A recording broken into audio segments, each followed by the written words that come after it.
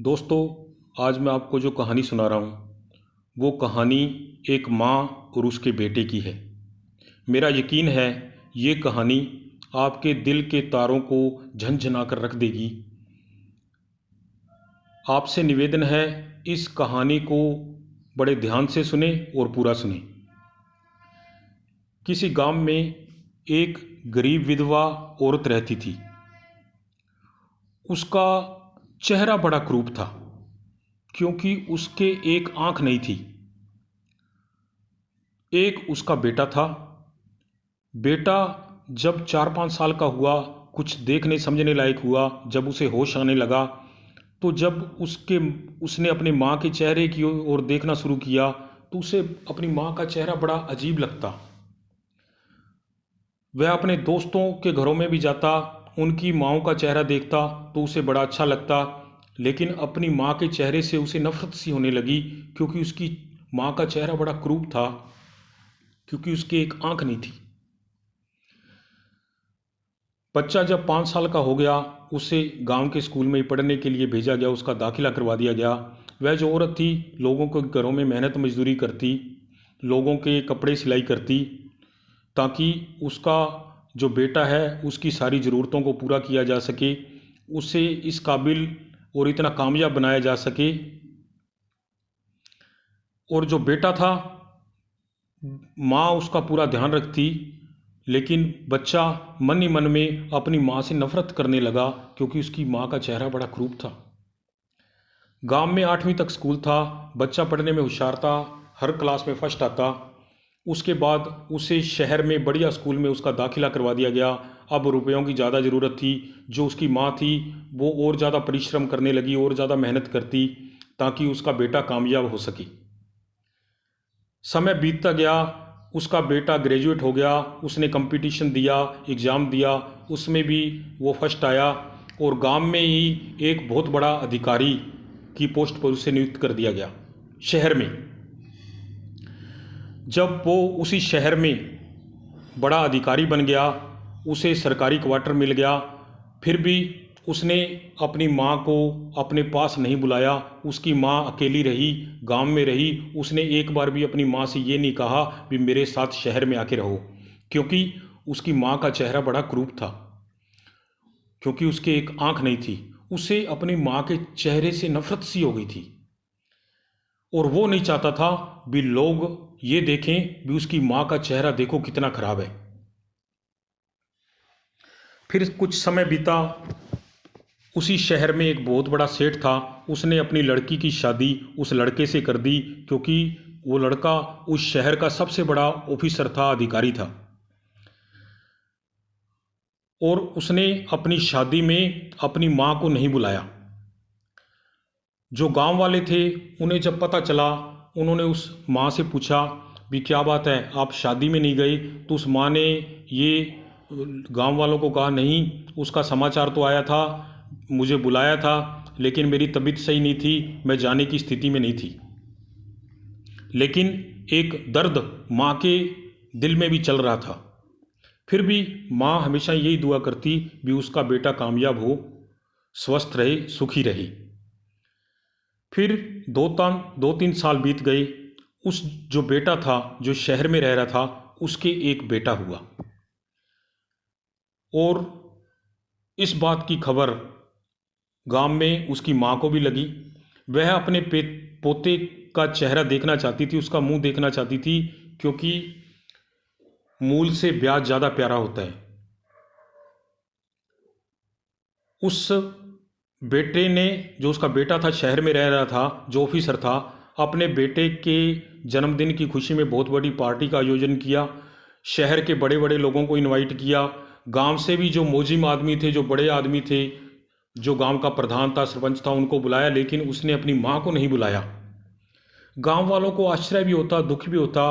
वो सब जानते थे भी कैसे एक विधवा स्त्री ने दिन रात मेहनत कर करके, कितनी मेहनत करके, लोगों के घरों में बर्तन मांज के, कपड़े सिलाई कर करके, मजदूरी कर करके अपने बच्चे को बड़ा ऑफिसर बनाया। लोग सब देख रहे थे, जानते थे।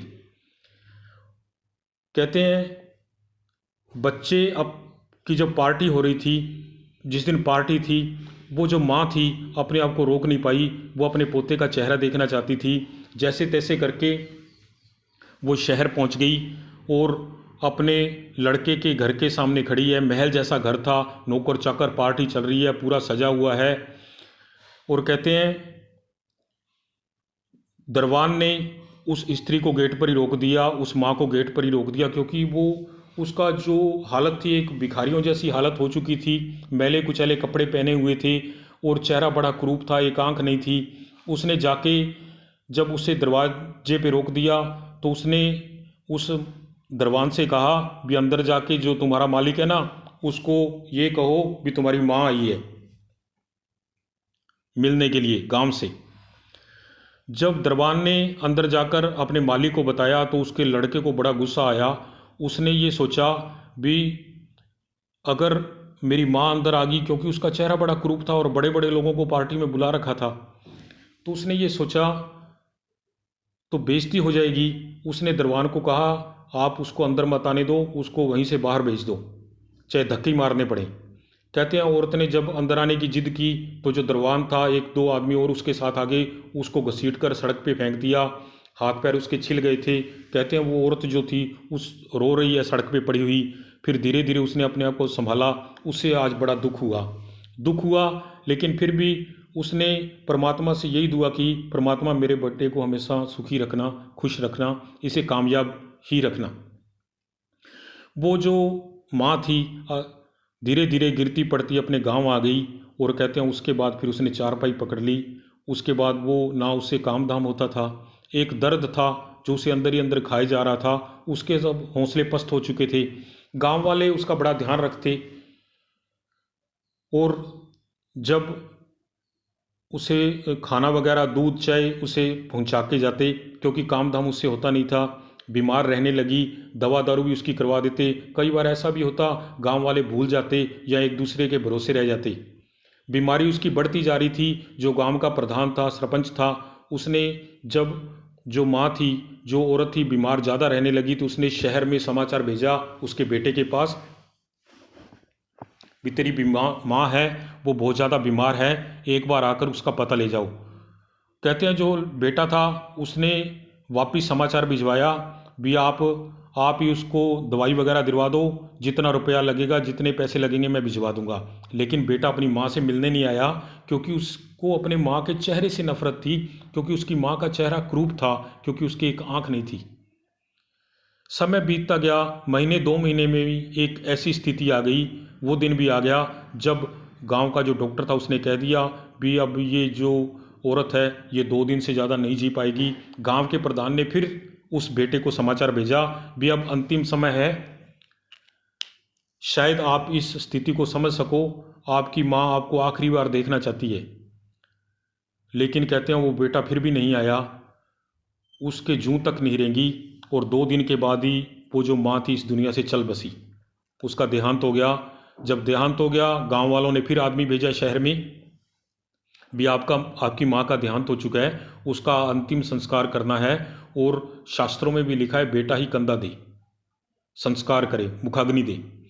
कहते हैं बेटा इतना एहसान फरामोश हो चुका था, उसकी सोच इतनी निर्जल हो चुकी थी, उसने उस जो संदेशवाहक था उसको ये कहा भी मेरे पास समय नहीं है, आप जितना संस्कार वगैरह करवा दो, जो खर्चा आएगा मैं आपको दे दूंगा। गांव वालों ने उस औरत का संस्कार कर दिया। बात आई गई हो गई। गांव वाले आपस में चर्चा करते भी देखो कैसा होता है। फिर समय बीतता गया, 5-7 साल बीत गए इस बात को। फिर क्या हुआ, उसी गांव में किसी आदमी ने एक बहुत बड़ी बिल्डिंग बनाई, एक बहुत बड़ा स्कूल खोलना था, ताकि पढ़ने के लिए लड़कों को शहर जाना पड़ता था। 8वीं के बाद बड़ा स्कूल नहीं था। अब जब बिल्डिंग बन गई, स्कूल का उद्घाटन करना था, तो गांव वालों ने जो मौजिम आदमी थे आपस में विचार विमर्श किया भी इसके उद्घाटन में किसको बुलाया जाए, किससे रिबन कटवाया जाए। तो जो प्रधान था, जो सरपंच था, उसने यही राय दी भी आप जो गांव का सबसे बड़ा अधिकारी है, जो ऑफिसर है, इसी गांव में पला बड़ा है, इसी गांव की मिट्टी से उठा है, उसी को बुलाया जाए। कहते हैं उसको इनविटेशन कार्ड भेजा गया। गांव वाले गए उससे न्योता देने के लिए। उसने बड़े हर्ष से, बड़ी खुशी से स्वीकार कर लिया। और कहते हैं नियत दिन, जो दिन तारीख निश्चित थी, वो आया अपनी गाड़ी में और उस बिल्डिंग में लोगों ने उसका स्वागत किया मालाओं से। उसने रिबन काटा, पार्टी चली, उद्घाटन हो चुका था। जो बड़े मुख्य आदमी थे गांव के, उनसे मिला वो लड़का। उसने एक बार भी ना तो अपने घर की याद की, ना अपनी माँ के बारे में किसी से पूछा। जब वो उद्घाटन का कार्यक्रम हो चुका तो गांव का जो प्रधान था उस लड़के को अपने घर ले आया और घर आके उसे गेस्ट रूम में बिठा दिया उस लड़के को। जब वो लड़का बैठा है, चाय पानी पिलाने के बाद जो प्रधान था उसने अलमारी की दराज में से एक लिफाफा निकाला, उस लड़के को दे दिया। कहते भी ये लो, आपको बड़े समाचार भेजे थे, आपकी माँ ने बड़ा स्ट्रगल किया, हम जानते थे, लेकिन आप उसके अंतिम संस्कार में भी नहीं आए। तो लड़के ने उसकी बात को अनसुना कर दिया। लड़के ने कहा मुझे इन बातों में कोई इंटरेस्ट नहीं है, आप कोई और बात कीजिए। तो उस जो प्रधान था उसने वो लिफाफा लड़के की और लड़के को पकड़ाते हुए कहा, देखो आप अंतिम संस्कार में नहीं आए, लेकिन आपकी माँ की अंतिम इच्छा थी भी मेरा बेटा जब भी मिले तो ये लिफाफा उसको दिया जाए। पहले तो लड़के ने उस लेटर को, उस पत्र को लेने से इनकार कर दिया, लेकिन प्रधान के कहने पर भी ये तो तुझे पढ़ना ही पड़ेगा क्योंकि हमने खोल कर नहीं पढ़ा। उसने ये भी कहा था भी इससे मेरा लड़का ही खोले इस लिफाफे को। और कहते हैं वो जो लड़का था उसने उस लिफाफे को खोला, उसमें जो पत्र लिखा हुआ था, पत्र को जैसे जैसे वो लड़का पढ़ता गया उसके हाथ पैर कांपने लगे, उसका सारा शरीर कांपने लगा, उसकी आंखों से आंसू बहने लगे। जो प्रधान है वो भी सामने बैठकर उसको देख रहा है। उसकी हालत, उसका हाल बेहाल हुआ जा रहा था लड़के का। अब सवाल ये उठता है भी उस पत्र में क्या लिखा था। उस पत्र में उसकी माँ ने लिखा था, अपने बेटे के नाम एक संदेश था भी बेटा हम लोग बहुत अमीर थे, तेरा पिता बहुत बड़ा व्यापारी था, लेकिन हमारे कोई संतान नहीं थी। हमने अनेक जगह जा जाके मन्नतें मांगी भी हमारे कोई पुत्र रत्न उत्पन्न हो। एक पहाड़ी पर मंदिर था, हम वहाँ गए, मन्नत मांग के आए और साल बर्बाद ही तेरा जन्म हुआ, यानी हमारी मन्नत पूरी हो गई। हम लोग उस मन्नत को पूरा करने के लिए उस मंदिर में वापिस चढ़ावा चढ़ाने के लिए, जब मंदिर में तू साथ में था, कार पे जा रहे थे, तेरा पिता कार को चला रहा था, अपन तीनों जा रहे थे और जब वापिस आ रहे थे तो उस कार का बैलेंस बिगड़ गया और एक एक्सीडेंट हुआ, उसमें तेरे पिता की मौत हो गई और उस एक्सीडेंट में ही तेरी एक आंख चली गई। जब हॉस्पिटल में ले जाया गया, मैं होश में थी, लेकिन तेरी एक आंख खराब हो चुकी थी। जब डॉक्टरों ने ये कहा भी आप जल्दी से जल्दी अगर किसी एक आंख का इंतजाम हो जाए तो इस बच्चे की आंख को सही किया जा सकता है ऑपरेशन के द्वारा, इसलिए कहती मैंने अपनी एक आंख तुझे दे दी। जब लड़के ने इस पूरी बात को पढ़ा तो उसे बहुत दुख हुआ, उसके आंसू रुक नहीं रहे थे, उसका सारा शरीर कांप रहा था, लेकिन वो ऐसी गलती कर चुका था, अब उसका प्रायश्चित भी नहीं कर सकता था। वो उसका प्रायश्चित कर ही नहीं सकता था। एक पछतावा था, एक ऐसा पछतावा जो उसे जीवन भर रहने वाला था और रहा। जब तक वो जिया, जब तक भी वो जिया, उस दर्द को अपने साथ लेकर ही जिया, क्योंकि वो ऐसी गलती कर चुका था, क्योंकि वो प्रायश्चित नहीं कर सकता था। मुझे ये कहानी के बाद मशहूर शायर मुनव्वर राना की कही हुई कुछ पंक्तियाँ याद आती हैं। मुनव्वर राना ने एक बार कहा था, बुलंदी देर तक किस शख्स के हिस्से में रहती है, बुलंदी देर तक किस शख्स के हिस्से में रहती है, बहुत ऊंची इमारत हर घड़ी खतरे में रहती है, बहुत जी चाहता है कैद ए जान से हम निकल जाएं, बहुत जी चाहता है कैद ए जान से निकल जाएं, तुम्हारी याद भी तो लेकिन इसी मलबे में रहती है, तुम्हारी याद भी तो लेकिन इसी मलबे में रहती है। दोस्तों, आपको ये कहानी अच्छी लगी हो तो लाइक व शेयर ज़रूर करें। आज इतना ही। धन्यवाद।